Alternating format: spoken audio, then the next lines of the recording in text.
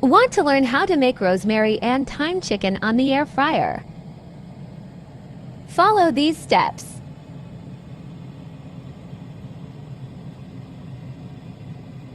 1. Clean chicken and trim off excess fat. 2. Apply olive oil, salt, pepper, garlic powder, rosemary, thyme and brown sugar.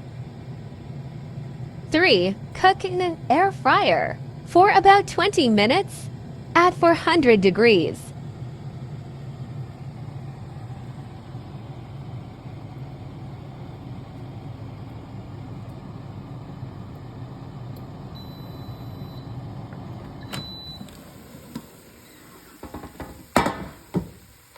You can add a minute or two depending on how you like your chicken cooked.